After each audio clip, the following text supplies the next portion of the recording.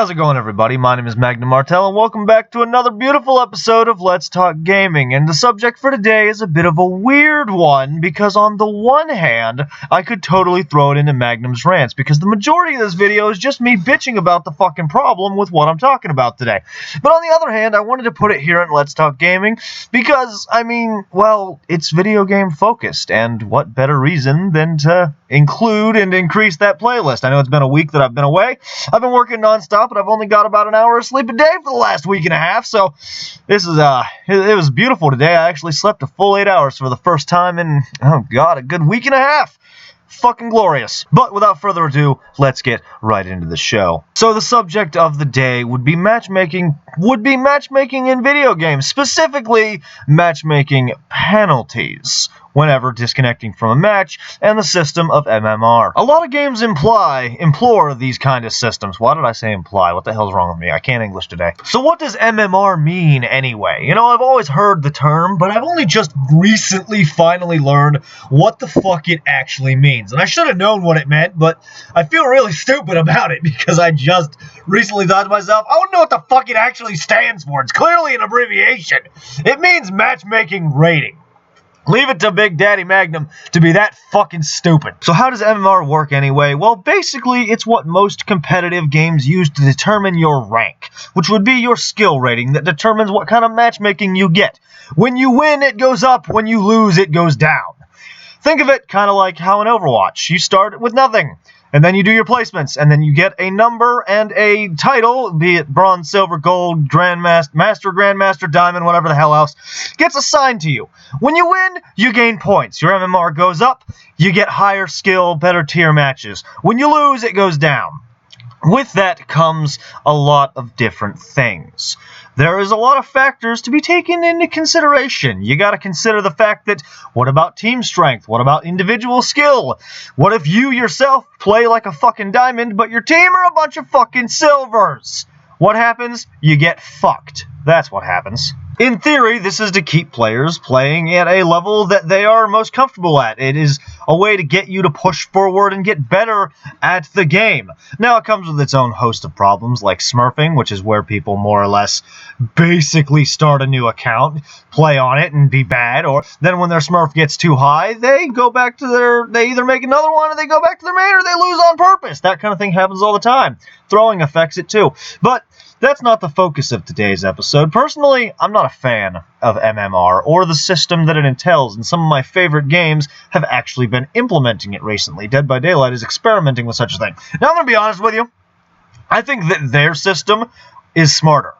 Their system was that it goes by basically when you gain points and you do objectives and do certain things like escape the killer or heal your teammates or save them, you get points that go toward an emblem. These emblems rank from non-existent to iridescent, which would be red. So they literally go bronze, silver, gold, iridescent. The better you do in every category, the higher your rank goes up, the more you pip.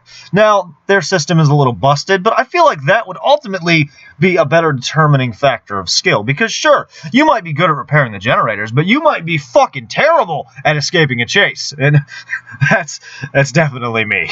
I'm terrible at escaping chases. I have my moments where I fucking slip away like a fucking Houdini, but most of the time I get my ass fucking slammed. Hell, take a look at Overwatch. Smurfing was a huge problem in that fucking game, but MMR is commonly referred to and commonly accepted as the quote-unquote best matchmaking system there is, because it goes straight by win-loss ratio rather than individual skill. Which, I mean, that alone is why I think it's probably one of the worst, but you know. But with competitive gaming and MMR comes the inevitable. The something that everybody fucking does, but nobody fucking does right. Matchmaking penalties. What this is, simply put, is a system where if you leave the match early or you are disconnected for whatever ungodly reason, you will incur a penalty, where you will not be allowed to play the fucking game, and the penalty gets more severe the more frequently you do it. Let's say your very first penalty is you have to wait 2 minutes. That's generally a good starting time, because it gives matches time to cycle in and out and start anew while you're stuck waiting. Then you have to wait for your matchmaking time, and depending on the game, that's either going to be real quick or real short. But let's say you continue to do it. That 2 minutes becomes 3 minutes, and then 5 minutes, and then 10 minutes, and then 15 minutes, and then 30 minutes, and it just keeps going on and on and on until finally the game goes, alright, you know what, Jim? You keep fucking around and leaving matches. I gave you the hour penalty, and what did you do?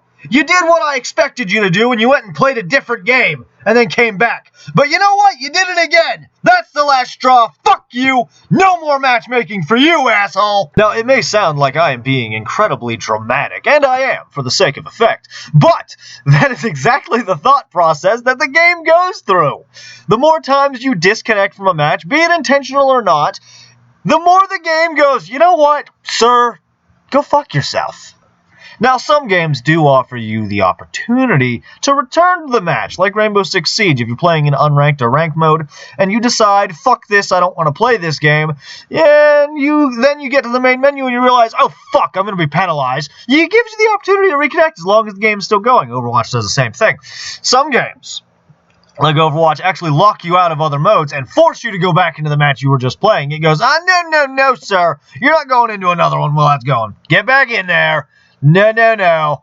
That's not okay. Then there's a case of some games, like Dead by Daylight, who decided to implement this a few months ago, where the match ends because you disconnected, or it just doesn't give you the option to go back in. So as soon as you hit the menu, BAM! Fucking penalty.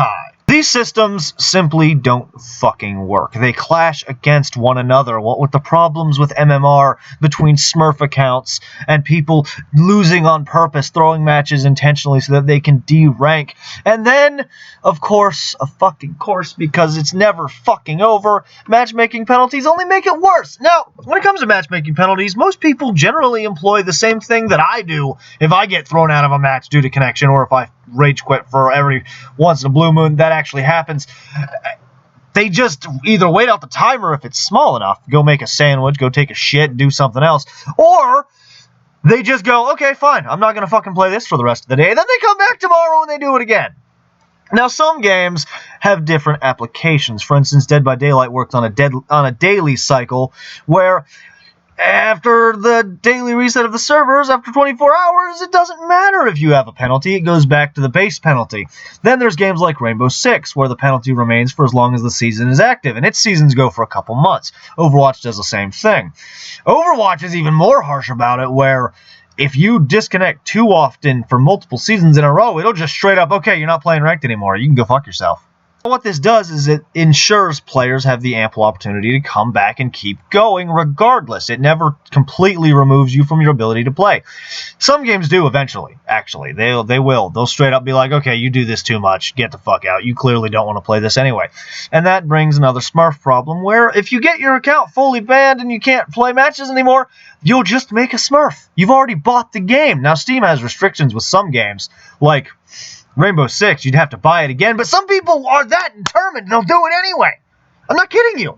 All a matchmaking penalty does is make matchmaking worse, because when somebody rage quits, they go play a different game and fuck off for the day, and there's one less person playing. And now think about how the fact that multiple people do that at once. All you're going to do is piss people off. It's not going to determine, or deter, I should say. I don't know why I said determine, I'm losing my fucking mind. That it's not going to deter anyone from fucking disconnecting. If you're getting your ass beat by some asshole who's clearly a fucking high-skill player on a Smurf account, you're going to disconnect anyway, and you're not going to care. You're going to go, what? You're going to go, no, I'm not doing it. I'm not fucking doing it.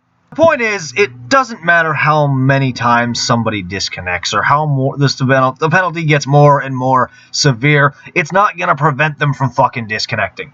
Disconnection penalties do not work. And other systems in games, including MMR, only make this disconnection penalty work even fucking less.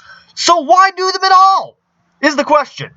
Then there's another problem that has to do with MMR that not only causes more disconnections, but more smurfing. And that's the fact that there's usually a restriction. You know, let's say I'm a diamond in Overwatch, or I'm a rank 5, which is purple in Dead by Daylight. I'm not going to be able to play with my gold and silver friends, or my friends who are fucking rank, oh god, I don't know, 15, 14, like fucking gray and yellow. You can't play with your friends, which only makes you either A, make a new account, or B, disconnect often enough that you drop in rank. And it only causes more perpetuating fucking problems for everybody else that is just trying to play the game legitly. Skill-based matchmaking is a rough thing. It's really fucking hard to make it work. Nobody's ever really perfected it, although we've had some greats do a damn good job. The original Halo is highly praised. Now, I'm going to be honest with you, I can't speak as to how the matchmaking was. I didn't really care for Halo back in my day. I never really liked it at all, and I don't really know much about how the matchmaking was back in the day, but it is praised as one of the most successful, so, I mean, there's that. It's got that going for it. Maybe they did a damn good job. I don't know. I can't say. It's a subject I would have to research to know for sure. I'd say that Overwatch does a good job of generally matching you with players of the same skill level. The real problem is the Smurfs and the fucking the throwing. But that opinion is based entirely on my own experience. As a man who enjoys multiplayer games, who generally plays them casually and doesn't take competitive too seriously, only tolerates ranked either for shits and giggles or when I'm playing it with my friends, I don't think that we need to keep using these broken and terrible systems that have anything to fucking do with it and only ultimately hurt the game and make the experience worse for everyone in the long run. I just want to sit down and play some fucking video games when I'm not making videos, streaming Let's Plays, or fucking doing my goddamn day job that I hate so much. That's it. And all these factors just add more stresses onto the load. But I don't know. That's all I have to say about it. I've said my piece. I've given you the deets. I hate that abbreviation. Why did I say that? Someone shoot me. Frank, shoot me! I'm giving you the details, and I've told you what I think about it. And that's all I can do. But that's what we do here on Let's Talk Gaming. We get the facts, and then we sit down and we give our opinion on it. But I'd like to know what you think down in the comments below, dear viewers, about MMR and especially matchmaking penalties in video games. I might retouch on this subject in the future. This was just a quick little Let's Talk Gaming to get it out there. I needed to produce something today, and I felt like what better subject than something that I was just bitching about last night at work. I know what you're thinking. Why were you bitching about that at work? Mind your own damn business. No, I'm just kidding. Actually, we were sitting in the break room, and a friend of mine was talking about how his Wi-Fi went out, and he got disconnected from the fucking match, and he couldn't play for like 2 hours. And I was like, yeah, that pisses me off. And that made me want to do a little video on the subject. I apologize, I was switching around background footage a lot in this one. I've been doing that a lot more lately, instead of just showing one game, showing multiple games. But in this case, in particular, it was just a matter of I wanted to use multiple games that have or are adapting an MMR-based system and have matchmaking penalties, because that's what I'm talking about. But like I said, leave a like if you enjoyed. Dislike it if you don't. I don't really care. I am Magnum Martell. This has been Let's Talk Gaming. Let me know down in the comments below what you think. And I'll see you in the next one.